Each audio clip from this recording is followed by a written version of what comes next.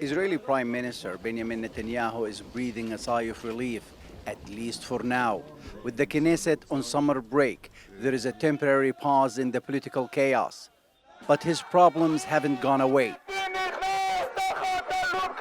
Years after pleading not guilty, Netanyahu has begun testifying in his long-running corruption trial.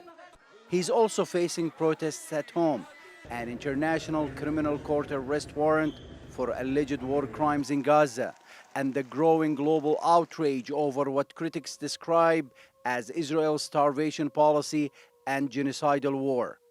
Netanyahu is suffering from major internal crises related to the religious issues and his inability to reach a deal within the Gaza Strip due to Smotrich and Ben-Gvir's position.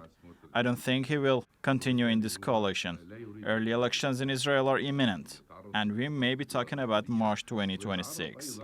Netanyahu is facing intense pressure on multiple fronts, including from his own allies. Ultra-Orthodox religious parties are demanding broad exemptions from Israel's mandatory military draft, a privilege they've enjoyed for decades. But with the war in Gaza dragging on and the army stretched thin, the demand is triggering a growing political storm.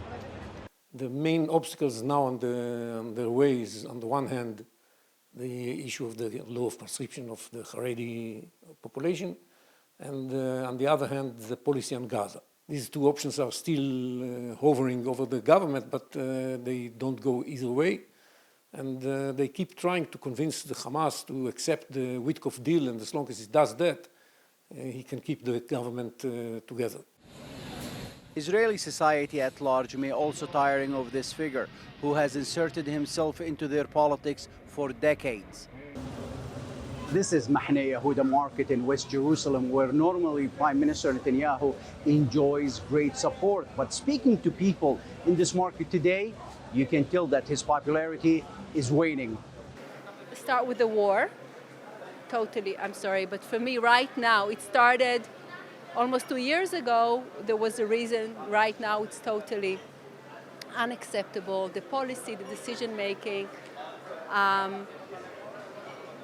You know, we send our kids to the army, focus on keeping his seat and not looking at anything that is happening around us. With the Knesset out until late October, Netanyahu has a temporary shield from political challenges. But without a ceasefire deal in Gaza, the release of hostages, and a breakthrough in conscription talks, his fragile coalition and his political future remain in serious jeopardy. For the embattled Prime Minister, the clock is ticking.